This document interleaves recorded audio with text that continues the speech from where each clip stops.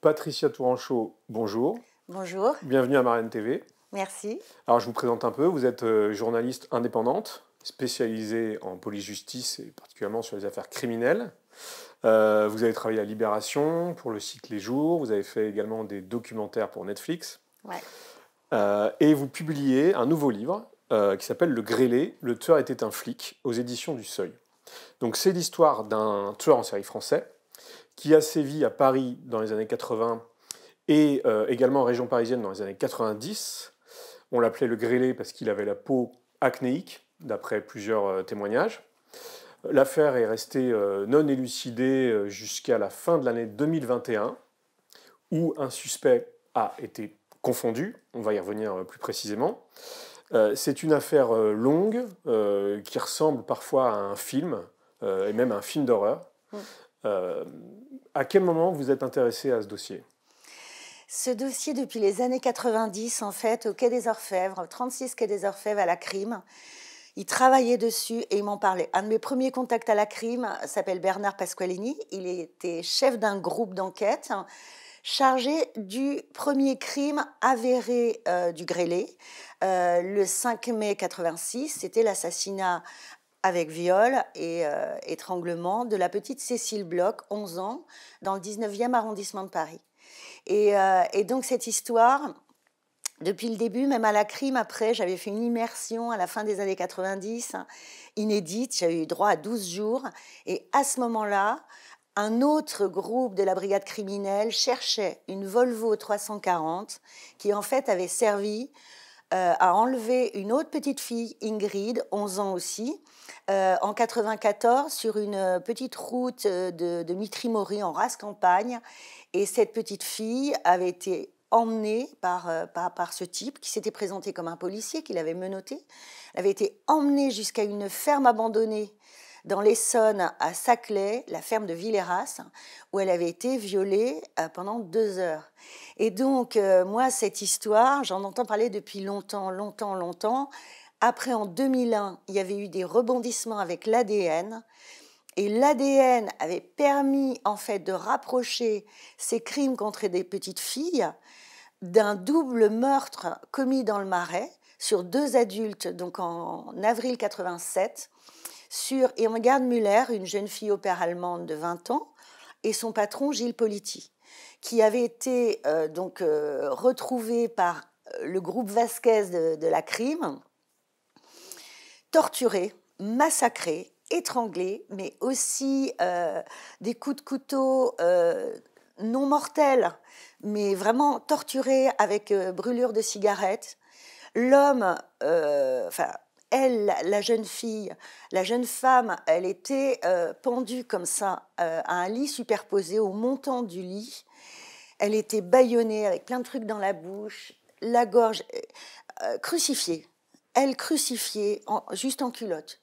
Et Monsieur Politi, lui, avait été retrouvé sur son lit, le cou enserré, les poignets enserrés, attachés dans le dos avec d'autres liens trouvés sur place, les chevilles enserrées aussi dans le dos, et en fait, le tout relié par un tisonnier. Et donc, le corps était en position de gondole. C'était une scène de crime incroyable. Et donc, pareil, mes contacts à la CRIM, ils me disaient, mais tu te rends compte, mais comment, sans l'ADN, jamais on aurait pu relier ces crimes de petites filles, d'un pédophile, là, à un massacre. Parce que la technique, quand même, pour attacher M. Politi, c'était vraiment, ça s'appelle le garrot espagnol. C'était une technique de torture sous Franco en Espagne pour tuer, en fait, les républicains et les opposants. Et donc, cette histoire, moi, ils ont fini à la CRIM, en fait, par me refiler leur virus et leur phobie de ce grêlé. À Libération, j'avais peu écrit sur cette affaire parce que c'était un mastodonte. Et donc, j'ai accumulé. Quand je suis partie de Libération, en 2015, je me suis dit, là, je me mets à fond sur le grêlé. Et donc là depuis 7 ans, Je laboure cette histoire, parce que c'est des multiples dossiers, ce sont des poupées gigognes, ces dossiers. Justement, on peut résumer la chose. Le grêlé, combien de victimes? Quel profil de victimes? Quel mode opératoire? Ah, mais c'est très compliqué parce que au niveau des victimes officielles, reliées par l'ADN et imputées formellement à François Vérove, il n'y a que 3 assassinats, dont 2 sexuels, hein, le double Irmgard Müller donc dans le Marais, Monsieur Politi dans le Marais, la petite Cécile Bloch donc assassinée, et 2 viols avec vol à main armée ou enlèvement, donc Ingrid en 94 et Marianne, 14 ans, qui elle avait été violée le 27 octobre 87 à Paris 14e. Et officiellement, ce sont les seuls dossiers pour lesquels François Vérove aurait pu être poursuivi devant la cour d'assises. Après, il y a d'autres crimes, d'autres assassinats, comme celui de Sophie Narme, par exemple, une agente immobilière fin 91, mais qu'on ne pourra jamais imputer formellement, puisque les scellés, le sperme, les prélèvements qui avaient été retrouvés dans son corps et sur la scène de crime ont été détruits par les laboratoires parisiens. Donc, voilà, il y a un faisceau de présomption. Pour Karine Leroy, en Seine-et-Marne, en 94, à peu près à 10-20 km de là où avait été enlevée Ingrid, et à 3 semaines d'intervalle, c'est fort probablement François Vérove, sauf que il y a un ADN différent, qui est peut-être un ADN de pollution, sur un bâton qui servait à enserrer des liens aussi autour de son cou, autour de ses chevilles et de ses poignets, qui rappellent fortement la scène de crime de Monsieur Politi, avec le garrot espagnol. Mais sur ce bâton, voilà, c'est un ADN. Est-ce que c'est quelqu'un d'autre qui a touché le bâton? Un policier, par exemple, sans faire exprès. Mais voilà. Et donc, il y a beaucoup de cas comme ça. Après, il y a beaucoup de jeunes femmes violées en 87, dont une autre allemande, Andrea. Les prélèvements de sperme, pareil, ont été détruits. Et l'enquête s'était arrêtée. L'enquête menée à l'époque par une division locale de police judiciaire, c'était la 4e DPJ, l'enquête avait été refermée au bout de 8 mois. Voilà. Donc, une autre enseignante aussi, Sylvia Replichon, plus de prélèvements, détruits. Donc, si vous voulez, moi j'en recense, mais ce n'est que moi, c'est pas la justice. Et quand même, la crime impute quand même certains faits au grêlé, une dizaine de viols, moi je dis 5 assassinats minimum, et ensuite il y a tout un tas de faits d'agressions sexuelles, d'attentats à la pudeur, d'approche en fait de jeunes filles, notamment dans le 6e arrondissement, par un faux policier qui les a épouvantées, qui leur a fait très très peur, et qui, sous couvert d'un contrôle d'identité et d'une enquête pour rechercher des fugueuses, pour un trafic de stupes, pour du terrorisme, pour voilà, essayer d'aborder les gamines et de rentrer chez elles en fait. Et ça a échoué. Mais tout ça, il y a une dizaine de cas de ce genre. Justement, vous parlez du mode opératoire, en tout cas Oui. pour certains de ces crimes, c'est-à-dire que le tueur ou l'agresseur se faisait passer pour un policier. Ouais. On va y revenir, parce qu'il y a quand même un élément important, c'est que longtemps, les policiers ont plutôt suivi la piste d'un marginal. Ils pensaient que le tueur pouvait être un marginal, un SDF. Oui. Pourquoi ?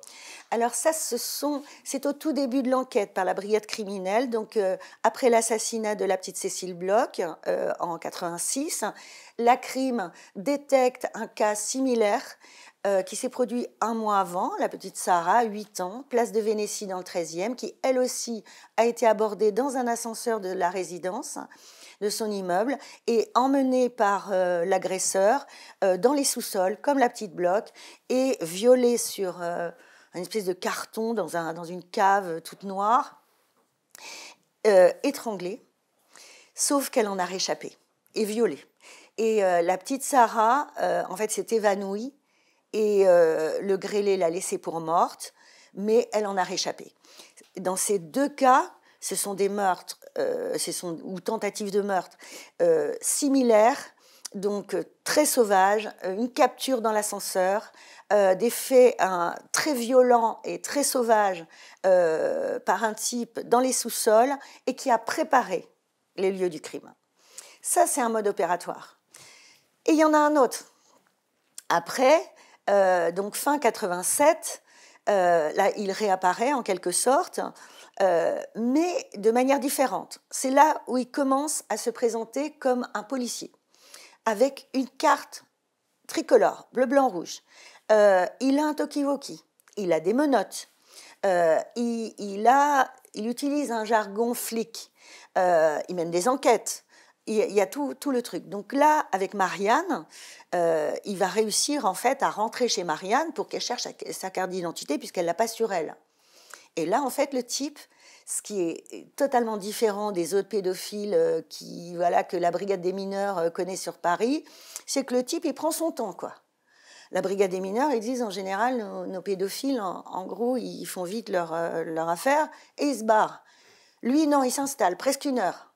Et donc, il vole à main armée, sous la menace, des disques, une platine, un magnétoscope, des bijoux, et il viole Marianne. Il déflore Marianne. Les policiers de la brigade des mineurs, notamment Annie Podot, qui est une enquêtrice formidable, elle relie ce cas de Marianne, elle s'occupe de ce cas de Marianne, et elle le relie à d'autres viols de femmes plus âgées. Marianne a 14 ans, mais il y a Andrea qui a 24 ans, donc l'allemande, violée dans les mêmes conditions, dans le même quartier, même mode opératoire, et puis une troisième. Et puis des jeunes filles de 14 ans, des ados qui sont abordés dans le 6e arrondissement de Paris, rue Jacob, dans le quartier littéraire, ce quartier de Saint-Germain, par ce type qui présente sa carte de police, etc. Annie Podot, la brigade des mineurs pensent à l'époque, parce qu'ils ont d'autres clients comme ça qui se font passer pour des policiers, donc des faux policiers. Donc ils cherchent un faux policier. Mais cette inspectrice Podot, elle a quand même l'intuition au départ, et moi elle me le dit depuis le départ. Elle se dit, il a le coup du talkie-walkie, qui à l'époque, en 87, c'est rare. Un storno, comme elle dit, ce genre d'appareil, pour elle, lui fait penser à un vrai policier. Le jargon, la manière dont il contrôle la gamine, la carte tricolore, etc. Donc, mais elle va chercher à l'époque. Elle cherche au niveau de la police des polices. Par exemple, elle cherche des dossiers, mais de flics qui auraient été virés, qui auraient été blâmés, qui auraient été punis, etc. Sauf que quand elle demande à la police des polices d'essayer de trouver un dossier d'un type très grand, qui mesure plus d'1,80 m, qui a un look sportif, athlétique, assez mince, avec des grosses mains, une coupe un peu à la militaire. On lui rit presque au nez, quoi. C'est un look passe-partout dans la police, ça. Donc, on lui rit presque au nez et elle n'arrive pas à trouver à ce moment-là. Et sa synthèse se termine sur les mots que lui ont dit la police des polices. En gros, faute de plus d'éléments, vos recherches sont impossibles. Voilà. Elle va chercher aussi parmi les prisonniers, parce qu'à 2 reprises, chez des victimes de viol, cet agresseur s'est présenté, a dit qu'il sortait de tôle. Voilà. Et donc, elle va les chercher. Sauf que là, elle se retrouve face à des fiches Bristol, des centaines, presque des milliers de fiches Bristol, de détenus des 3 prisons parisiennes qui rentrent et qui sortent. C'est leur sortie, le motif de leur incarcération, leur âge, voilà. Tout ça est marqué sur la fiche. Sauf que la période concernée est très large et qu'elle découvre que par jour, il y a 200 détenus qui soit sont transférés d'une prison à l'autre en région parisienne, soit qui sortent ou soit qui rentrent. Donc, pareil, ce sont des recherches vaines. Parce qu'il faut bien comprendre qu'il n'y a pas que l'intelligence ou la supra-intelligence du grêlé là-dedans. Il y a une police qui n'a pas de moyens à l'époque. Et comme vous le disiez tout à l'heure, vous me parliez du mode opératoire du grêlé. Le problème, c'est que la police judiciaire se base justement sur un mode opératoire, des similitudes entre les modes opératoires. Mais comme ce type-là, il a plusieurs modes opératoires. On le voit bien, il y a les 2 petites filles du début, capturées dans l'ascenseur et tout. Donc finalement, la crime, de cette synthèse de cas élaborée par la brigade des mineurs, la crime ne va retenir qu'un seul cas, qui est celui de Marianne, violée fin 87. Pourquoi ? Parce que ce type-là a capturé la jeune fille dans un ascenseur. Donc même si ça ne ressemble pas aux assassinats de Cécile Bloch et la tentative sur Sarah, il y a ce point commun de l'ascenseur. Il y a une description d'un type très grand aussi, plus d'1,80 m, athlétique, machin. Donc, deuxième point commun. Le troisième, c'est que à l'époque du sperme du violeur, il n'était possible de tirer qu'un groupe sanguin. Or, depuis le début, ils savent sur Cécile Bloch que ce type-là, il a un groupe sanguin A rhésus positif. Bon, par ailleurs, c'est 40% de la population, donc c'est énorme. Mais le violeur de Marianne, il se trouve qu'il a le même groupe sanguin. Ces 3 similitudes font que la brigade criminelle, c'est dans une synthèse, je crois, en janvier 89, ramène ce cas de Marianne en expliquant le seul cas similaire, ça peut être le cas de Marianne. Mais la justice à l'époque, les juges d'instruction, ils ne joignent pas les dossiers. On les voit refermer des dossiers, il y a plein de juges d'instruction avec des dossiers différents, qui les referment, qui les gardent pour eux, qui ne les partagent pas, qui ne les joignent pas. Donc petit à petit, tous ces dossiers d'instruction vont être refermés, faute d'éléments de preuve, faute d'indices. Voilà, ils sont refermés par la justice. Alors, on va accélérer dans le temps. Oui. Le dossier, il y a l'ADN, effectivement, il y a la science ADN qui vient au secours du dossier, mais quel est vraiment le point de bascule qui permet d'arriver à François Vérove? On a cité son nom, on va revenir sur son profil, mais quel est vraiment le point de bascule de l'enquête? Il y a un gros point de bascule, mais qui n'est pas encore en direction de François Vérove. C'est l'enlèvement et le viol de la petite Ingrid, 11 ans, enlevée à Mitry-Mory en Seine-et-Marne le 29 juin 1994 et emmenée à 60 km de là, donc à Saclay, dans la ferme de Villeras, et violée pendant 2 heures. Parce que là, le type se présente comme un policier et l'attache avec des menottes. Et là, c'est la première fois, en fait, que la brigade criminelle, officiellement, voit apparaître le grêlé sous la forme d'un faux policier, avec ce mode opératoire. À partir de là, il y a la crime n'est pas saisie au début, ce sont les gendarmes de l'Essonne qui sont saisis, et une juge d'Évry, qui vont découvrir un suspect idéal, vraiment incroyable, qui en plus avoue, alors il avoue avec des variantes par rapport à ce qui s'est réellement passé avec Ingrid. Donc la juge d'Évry est dubitative, là on est en 95, et elle décide, puisque c'est les débuts de l'ADN, on n'a pas encore de fichier, mais les juges peuvent comparer comme ça au cas par cas, donc l'ADN de ce suspect avec l'ADN extrait du sperme du violeur de Ingrid. Et là, en fait, ça ne matche pas. Ce n'est pas le bon suspect. Il est innocenté tout de suite, il est remis en liberté.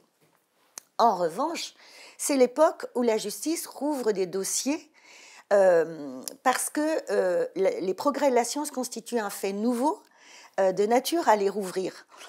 Et la justice met des priorités, et donc dit priorité les crimes contre les enfants. Donc le dossier de la petite Cécile Bloch est rouvert. Et à ce moment-là, les policiers, donc le commandant, le policier Christian Lejallet, qui de 93 en fait finalement jusqu'à encore aujourd'hui va être à la manœuvre sur cette enquête, retrouve un bout de moquette qui recouvrait le corps de Cécile Bloch, qui part à l'analyse et qui révèle donc du sperme et donc un ADN. 16-17, 16-17, 793, qui est identique à celui du violeur d'Ingrid. À ce moment-là, la CRIM récupère le dossier d'Ingrid. Et ça, c'est un bond, parce qu'à partir de là, il va y avoir d'autres rapprochements par l'ADN de différents cas, notamment le violeur de Marianne. Finalement, le dossier de Marianne est rouvert aussi en 99 et l'ADN va être exactement le même. Donc ça, c'est un gros tournant de l'enquête. Après, il se passe des années où il y a des pistes très multiples qui sont explorées. Et jusque dans les années, donc à peu près 2010, où là, la CRIM commence à avoir la conviction qu'il peut s'agir d'un vrai policier. Donc il y a pas mal d'investigations qui sont menées, et en vain. Et en fin 2014, en décembre, arrive une nouvelle juge d'instruction, Nathalie Turquet, qui est très bosseuse, très dynamique, qui est aussi assez intuitive, et qui décide de reprendre ce dossier mastodonte, tous ces dossiers énormes, des milliers de procès-verbaux jaunis, et elle demande à la brigade criminelle, qui est saisie de son enquête sur commission rogatoire, de lui faire des synthèses et de réexplorer les pistes, dossier par dossier. Donc, par exemple, sur Ingrid, la piste est-ce que ce ne serait pas un vrai policier, Dimitri Maury, en poste en 1994, dans ce coin de Seine-et-Marne, qui aurait pu enlever et violer la petite Ingrid. Là, le Jalais va rechercher tous les fonctionnaires du commissariat de sécurité publique Dimitri Maury, qui est fermé en plus. Donc, il y a plus de commissariat. Donc, il va retrouver les policiers encore en activité, ceux qui sont à la retraite, même ceux qui sont décédés. Voilà. Et prélever l'ADN, les interroger tous les uns après les autres. La piste échoue. Ce n'est pas un policier en poste à Dimitri Maury à l'époque. La juge, en parallèle, elle fait explorer un dossier un peu passé inaperçu, quand même, on le voit dans les synthèses, qui est le dossier d'une boum de gamins de 13 ans, le 1er avril 87, dans le 11e arrondissement de Paris, impasse Morlaix. Des gamins, un mercredi, mettent une petite affiche, on fait une boum, les parents ne sont pas là, voilà, et il commence à 14h, et l'interphone sonne, c'est la police. Un type arrive, il se fait passer pour la police, il déboule en disant « vous faites trop de bruit, mes supérieurs m'ont dit de venir, le commissariat a été prévenu, vous faites trop de bruit, qu'est-ce que c'est que ce bazar et tout ?» Mais il présente une carte tricolore, et le petit Cyril, organisateur de la boum, il voit très clairement qu'il est marqué « gendarme » sur la carte. Pourtant, il la présente furtivement, comme souvent. Oui, mais quand même, il a le temps, le gamin, en fait, de repérer ça.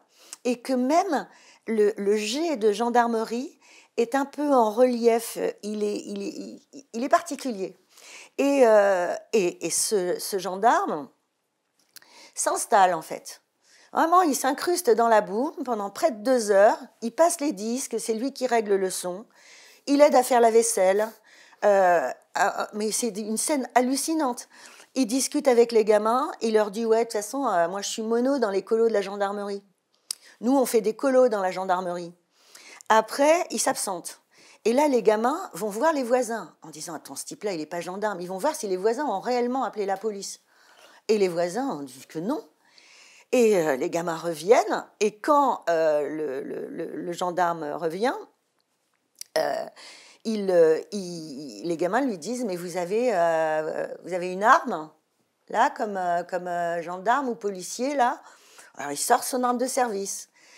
Et il dit « bon, s'il y a d'autres gamins qui viennent, vous leur dites que je suis le cousin de Cyril et que c'est le cousin François, je m'appelle François. » Donc, il y a le gendarme François, on verra par la suite que c'est le véritable prénom, la véritable fonction de ce type à l'époque. C'est gonflé quand même, c'est incroyable. Il reste 2 heures, à la fin, il fait partir les gamins, il en garde 2. Cyril, bah oui, dont c'est l'appartement en fait, et sa petite copine Jennifer qui a 11 ans. Et en fait, il les attache chacun dans une chambre. Il essaye de violer Cyril. il essaye de violer Jennifer et en fait, il le fait avec son doigt. Il arrête parce qu'elle hurle trop fort, il les attache. Les gamins, Cyril, à un moment donné, réussit à lui donner un coup. En fait, ses pieds avaient été attachés par le gendarme François avec le fil du radio-réveil, et il avait le radio-réveil au pied. Il a donné un coup avec ses pieds dans la figure du gendarme, qui s'est fâché tout rouge en disant « Oui, alors si c'est comme ça, moi je vais appeler le commissariat, vous allez en garde à vue pendant 24 heures. Vous êtes vraiment enfin, des garnements. » Enfin, il les engueule. Non, mais un aplomb incroyable. Après avoir tenté de les violer. Oui, voilà. Et après, il va voler des trucs dans la maison. Et pendant ce temps-là, à un moment, Jennifer, elle arrive à se détacher, à aller libérer Cyril. Et les deux gamins sautent par la fenêtre, un étage, pour atterrir sur le balcon du médecin qui habite en bas. Et là, ils appellent la police. Et quand ils ont sauté, en fait, le gendarme François était dans une autre pièce et ils avaient vu qu'il avait laissé son arme sur la commode. Et en fait, donc, la police est alertée. Là, la police arrive, finalement, il n'y a plus l'arme. Voilà, le fêlé François, le gendarme, il a dû revenir chercher son arme. Il a emporté les clés de la voiture des parents de Cyril, qui sera retrouvée le lendemain du côté de Roissy-en-Brie, en Seine-et-Marne encore, embourbée dans un chemin, et une jeune fille de 16 ans, Fabienne, va témoigner, va porter plainte, comme quoi elle a été enlevée par un type qui lui a demandé son chemin sur une petite route de Roissy-en-Brie. Il avait un plan de Seine-et-Marne et en dessous, il avait une arme. Et il lui a dit « Tu montes ou je te flingue ». Et il l'avait emmené, l'ado, et il l'a emmené jusqu'à un bois, dans un chemin de terre. Et par chance, il s'est embourbé. Du coup, il a abandonné le véhicule et il a abandonné, en fait, ce qu'il voulait faire à la jeune fille. Il est reparti avec Fabienne, la jeune fille, en lui disant « Je t'ai pas fait de mal, je t'ai pas fait de mal, tout s'est bien passé, etc. » Ils sont partis à pied vers le RER, en fait. Et à un moment donné, Fabienne, elle le voit, qui part au pas de course et qui se met à... Il se barre. Voilà. Alors, on a un comportement d'un tueur complètement dingue, Oui. Qui peut-être, effectivement, lors de cette intervention à la boum et cette tentative de viol, a donné son vrai prénom, sa vraie fonction. Oui. On fait un bond en avant. Oui. On est en 2021. Oui. Et l'affaire va trouver sa résolution, ou du moins une grande partie de sa résolution. Oui. Et la clé, elle est là. En fait, la clé, dès 2018, donc cette piste du mono dans les colos de la gendarmerie est explorée. Plein de gendarmes sont entendus, qui ont été eux-mêmes monos dans les colos de la gendarmerie. Monos d'équitation, par exemple, dont certains gardes républicains qui étaient dans la cavalerie. Tous sont entendus et tous donnent leur avis. Et il y en a un donc, que j'ai interviewé qui apparaît sous le pseudonyme de Félix, qui se trouvait d'ailleurs dans le même peloton de cavalerie, dans le même régiment que le coupable, et qui, lui, dit attendez, ce type qui, le coup d'une carte tricolore, une arme dans un holster, le fait qu'il parle des colos de la gendarmerie, nous on fait des colos, ça c'est le jargon, il faut vraiment être de la maison pour le savoir. Et la carte dont vous me parlez, avec ce jet de gendarmerie en relief, ça me rappelle nos anciennes cartes de la garde républicaine à Paris. Et Félix va même apporter à la crime son ancienne carte de garde républicain dans les mêmes années. À partir de là, en fait, et plusieurs autres témoignages sont recueillis. Et là, la juge et la crime sont persuadés qu'il s'agit d'un gendarme qui appartenait à la garde républicaine ou qui est passé dans une caserne de la garde républicaine en 87. Ils établissent une liste grâce à la Direction générale de la gendarmerie, dans un premier temps, de plus de 2000 gendarmes passés dans une caserne de la garde républicaine à Paris en 87. Ils vont élaguer, enlever ceux qui sont trop petits, ceux qui ne sont pas dotés du groupe sanguin A rhésus positif. Ils vont arriver à une liste de 750 gendarmes qui sont retrouvés, localisés sur tout le territoire. Et la juge délivre des commissions rogatoires à tous les services de police judiciaire du pays, qui ont chacun leur liste d'anciens gendarmes à interroger et à prélever l'ADN. Et la police judiciaire de Montpellier, donc, en septembre 2021, a une douzaine d'anciens gendarmes de la garde républicaine à interroger, à convoquer. Parmi eux, un certain François Vérove, qui par ailleurs est un de leurs anciens collègues, qui était un brigadier motard, donc de la motocycliste de Montpellier, et qui est convoqué. Il est convoqué par un coup de fil le 24 septembre 2021. C'est sa femme qui prend l'appel. Bon, ensuite, lui rappelle et il dit oui, ben d'accord, oui, je suis bien un ancien gendarme de la garde républicaine dans les années 80 à Paris. Pas de souci. Le 29 septembre à 17h, ok, ça me va, je viendrai. Et en fait, à partir de là, ce François Vérove fait mine de rien, pas de changement dans son comportement, personne ne remarque, ni sa femme, ni ses proches, qu'il y a quelque chose qui le perturbe. Et lui, en fait, il rumine. Et le lundi 27 septembre, donc 2 jours avant la convocation, il disparaît de chez lui sur son vélo électrique. Il fait au revoir à sa femme, au revoir chérie. Et là, il disparaît. Il est censé aller accueillir des locataires dans un petit logement qu'il loue via Airbnb. En réalité, c'est pas du tout ce qu'il fait. Lui-même va louer au Grau du Roi un studio. Il écrit une lettre posthume à sa femme qui sera retrouvée et il se suicide en fait avec des médicaments. Et au bout de 48 heures de recherche, donc le 29 septembre au soir, le corps de François Vérove est découvert, la lettre posthume d'aveu et voilà. Alors, cette lettre est reproduite dans votre livre. C'est donc la lettre de suicide de François Vérove, le grêlé, qui est adressée à sa femme. Je vais en lire un extrait. « Ma chérie, je vais t'expliquer pourquoi j'ai dû partir. Tu m'as connu en 1984, jeune gendarme. Tu avais déjà pu déceler quelques difficultés que je cachais. En fait, je traînais une rage folle qui ont fait de moi un criminel. Par période, je n'en pouvais plus et il me fallait détruire, salir, tuer quelqu'un d'innocent. Ces pulsions grandissantes se sont apaisées avec les arrivées successives des enfants, puisqu'il a été père. Et ce n'est qu'en 1997 que j'ai pu être libéré de ces profondes obsessions. » Alors, c'est une lettre à couper le souffle. Ah oui, elle est... Qui nous dit quoi sur lui? C'était qui, François Vérove, en fait? François Vérove, c'était un garde républicain, un mec mal dans sa peau, je veux dire très très mal dans sa peau, enfin qui a une enfance un peu difficile, mais comme des tas de gens, sauf qu'il a jamais supporté le décès de sa mère quand il avait 10 ans. Ensuite, que son père refasse sa vie très rapidement, que son père lui interdise de revoir en fait sa grand-mère maternelle et toute sa famille maternelle, que l'oblige à appeler sa belle-mère maman et donne sa propre chambre à ses 2 demi-sœurs. Donc là, il y a une espèce de faille.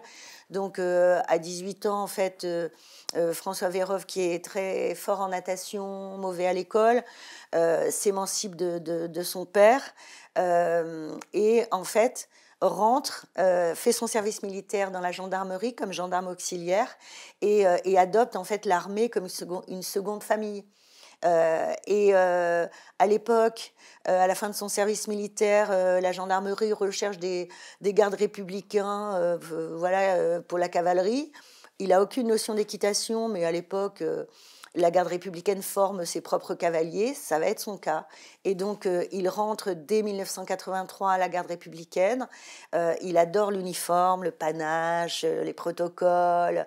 Il participe quand même sur son cheval, avec ce costume d'apparat, à tous les protocoles de l'État, en fait, du chef de l'État.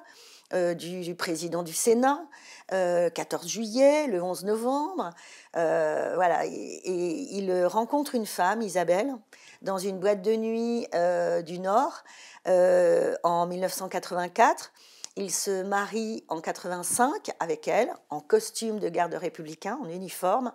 Et donc, Isabelle Vérove vient habiter avec lui dès juin 85 à la caserne des Célestins à Paris 4e.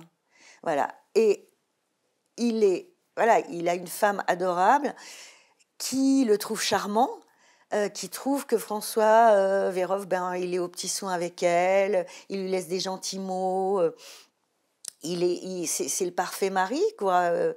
Et donc, elle ne voit rien de sa double vie, puisque c'est quand même, ils sont ensemble. Quand enfin, si ses premiers crimes sont au printemps 86, ce dont on n'est pas sûr, en tout cas, là, il est bien dans ses bottes, il est bien noté à l'époque. Il est en train de passer son permis de conduire au sein de la gendarmerie pour avoir un meilleur statut de sous-officier de carrière, etc., et titularisé. Et puis, entre deux leçons de conduite à Drancy, en fait, il s'en va violer et tuer la petite Cécile Bloch un matin, quoi. Un matin à 8h30. Et un mois avant, c'était la petite Sarah. Pareil, un lundi matin à 8h30. Et elle ne voit rien de tout ça.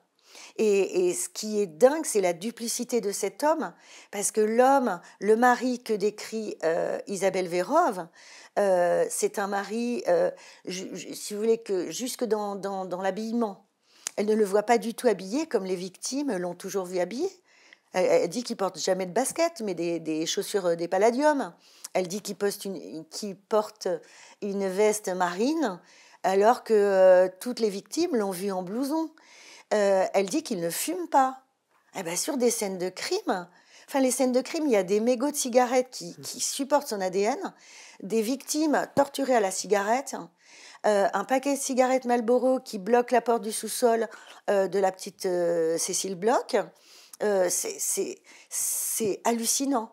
Et donc, on comprend, enfin moi, à travers les témoins de la garde républicaine et puis de la police que j'ai eue, les témoignages de ses proches, en fait, qu'il avait un vestiaire, il a toujours eu un vestiaire et un lieu où il cachait donc à la garde républicaine son uniforme, sa tenue d'écurie, ses bottes et tout. Il devait les laisser dans un vestiaire. Et en fait, vraisemblablement, dedans, il avait aussi son kit de tueur d'agresseurs. Le talkie-walkie, normalement, il ne pouvait pas le sortir de la garde républicaine en dehors des gardes. Il devait le restituer. Donc, est-ce qu'il en a acheté un pour ses besoins, voilà, pour commettre ses actes? Les menottes, il les avait en dotation dans son équipement. Mais voilà. Et donc, jusqu'au bout, finalement, là, en perquisition dans le garage de François Vérove, la police judiciaire va découvrir donc le 29 septembre et le 30 septembre 2021 des objets dont François Vérove se servait à l'époque. Et notamment sa carte de garde républicain établie en 1983 et dont il se servait comme un sésame pour rentrer chez les gamines et les agresser. Et des choses aussi de la garde républicaine, des boîtes, des armes, tout un tas de trucs. Une revue porno aussi que sa femme, évidemment, n'avait jamais vue. Alors, dans sa lettre, si on y revient, il dit qu'il s'est arrêté en 1997. Pourtant, vous nous avez raconté tout son parcours criminel. Le dernier crime qu'on peut lui imputer, c'est en 1994. Est-ce que ça veut dire que dans ce laps de temps, 94 à 97, il y a encore des crimes de François Vérove qu'on n'a pas identifiés? Très probablement, parce que le dernier crime avéré, repéré par la crime, c'est le 29 juin 1994, donc l'enlèvement et le viol de Ingrid. Entre 94 et 97, puisque François Vérove le dit lui-même, il y en a très probablement d'autres. Et c'est ce que s'emploient actuellement à chercher les enquêteurs, qui ne baissent pas les bras, et la juge Turquet. Il y en a à cette période-là. Et moi, je crois honnêtement qu'il y en a en amont aussi. Je pense entre 83 et 86 aussi, il doit y en avoir. y a quelques petits faits qui sont repérés dans l'enquête. En 84, par exemple, de 2 gamines qui sont approchées dans le 19e arrondissement de Paris, pas très loin enfin, du quartier de la rue Petit, où Cécile Bloch avait été tuée 2 ans après, en 86. 2 gamines sont abordées par un type qui se fait passer pour... Enfin, qui dit qu'il est policier. Voilà. Et c'est pareil. Et on ne sait pas aussi si François Vérove a suivi une thérapie à partir donc des années 95-97. Il dit dans sa lettre posthume qu'il a arrêté, qu'il n'a plus fait de mal à partir de 97. On n'est pas non plus obligé de le croire. Tout à fait. Ceci dit, il y a une scène qui est décrite par un syndicaliste policier, Denis Jacob, qui a connu François Vérove. Lui-même rapporte une scène qu'il situe en 1997, c'est-à-dire l'année où, soi-disant, le grêlé a cessé de tuer. Donc ce jour-là, il voit François Vérove arriver au bureau en tenue civile, dans un état de décomposition physique, livide, tremblant de tout son corps, de l'écume au bord des lèvres, pas bien du tout, en détresse. Scène aussi assez stupéfiante. Oui. Comment vous l'interprétez, cette scène? Denis Jacob lui-même, donc, qui était syndicaliste d'Alliance, et François Vérove était son délégué chez les motards des Hauts-de-Seine, lui, après coup, fait le lien et se dit, en fait, cette scène à laquelle l'état de détresse et de souffrance dans lequel François Vérove était ce jour-là ne peut qu'avoir un lien avec des crimes. Soit il venait de tuer ou de violer, soit il allait tuer ou violer. Mais il se passe quelque chose ce jour-là. C'est sûr. Donc, est-ce qu'à partir de là, il s'arrête? Enfin, est-ce qu'il commet un nouveau crime? Et puis est-ce qu'il ne rechute pas par la suite? Moi, j'ai tendance à penser qu'il a tout fait, Vérove, pour effectivement surmonter ses pulsions. Je ne sais pas s'il y est arrivé, mais je pense qu'il a tout fait pour et qu'il s'est rangé. Pour plusieurs raisons. Parce qu'il y avait l'ADN. Sur chaque scène de crime, l'ADN menaçait de le trahir. Il connaît les procédures, il est policier. Aussi, sûrement, parce qu'à l'époque, il habite un lotissement à Longperrier, donc en Seine-et-Marne, et il est avec plein d'enfants. Il est lui-même père de famille, et par ailleurs un bon père de famille. Il y a plein de gosses dans le lotissement. Peut-être qu'à un moment donné, ce type, il connaît la notion de bien et de mal. Et ça se voit sur des scènes de viol, parce qu'il recouvre les fillettes avec une couette. Il leur remonte la culotte. Il leur demande de se rhabiller. Ça, c'est un signe de quelqu'un qui a quand même un peu des remords. Et peut-être à un moment donné, il supporte plus ce qu'il fait. Mais il peut aussi avoir rechuté quand il part en 2000 dans le sud de la France, qu'il essaie de s'éloigner, à mon avis, de toute sa période. Mais il peut y avoir aussi des rechutes. Vous connaissez bien, vous, le phénomène des tueurs en série. Vous avez travaillé sur Michel Fourniret, par exemple. Ouais. Qu'est-ce qui arrête vraiment un tueur en série? Est-ce que la simple raison de se dire « attention, l'ADN a progressé, je dois m'arrêter », est-ce que ça suffit? Qu'est-ce qui fait stopper ça un suffit tueur en pas. série? Je pense que là, on a peut-être un cas particulier avec François Vérove. On a peut-être un cas particulier. Il y a pas mal de spécialistes qui disent un type comme ça, avec ce genre de pulsion, ne peut pas s'arrêter, c'est plus fort que lui. En même temps, un expert psychiatre comme Daniel Zaguri, qui les a tous expertisés, nos tueurs en série français, enfin quasiment, lui dit, s'il se passe quelque chose dans la vie de François Vérove, s'il y a une stabilité qui est trouvée à un moment donné, s'il y a quelque chose de harmonieux, il peut, il peut s'arrêter, il peut combattre ses pulsions. Lui dit que c'est possible. Il y a quelque chose d'autre de particulier chez François Vérove, c'est qu'il est très bien intégré dans la société française. C'est pas Francis Holm, c'est même pas Michel Fourniret, c'est quelqu'un qui a une femme, des enfants, qui est fonctionnaire. C'est un cas unique en France, un tueur en série aussi bien intégré? Alors, en France, je pense que c'est François Vérove, c'est le seul de cet acabit. C'est-à-dire qu'il est quand même un peu l'archétype du serial killer américain, de certains. C'est-à-dire vraiment le type insoupçonnable, conseiller municipal de Prades-le-Lez. C'est un notable, il est reconnu, il finit quand même sa carrière brigadier chef de police à Montpellier. Il est sympa avec ses voisins, il est, voilà, il est indétectable. Vraiment, le maire de Prades-le-Lez, monsieur Lucer, il me dit, mais j'ai réfléchi, est-ce que j'aurais pu m'apercevoir de quelque chose?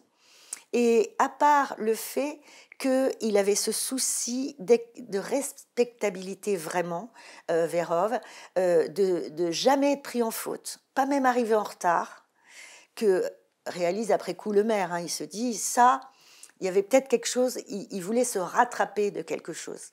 Mais jamais je n'aurais pu le détecter. Et mon garde républicain de la cavalerie, Félix, qui l'a côtoyé dans le travail, a cherché lui aussi. Est-ce qu'à l'écurie, j'ai raté quelque chose, je sais pas, de bizarre entre Vérove, les chevaux, je sais pas. Est-ce qu'à la caserne, j'ai raté quelque chose? Et il me dit, mais non, c'était trop bien fait, quoi. Pour le coup, c'est bateau de dire ça, mais François Vérove, c'est vraiment Dr Jekyll et Mr Hyde. Vraiment. Alors, tout est dingue dans cette affaire, qui est votre obsession. Est-ce qu'un livre, ça suffit pour en finir avec une obsession, ou est-ce qu'il y aura peut-être quelque chose d'autre, un documentaire un jour C'est certain qu'il y aura une suite à ce livre sur le grêlé. Un petit projet voilà, ce serait pas mal de le faire en série documentaire, quoi. On verra. Bientôt. Merci beaucoup, Patricia Tourangeau. Merci à vous.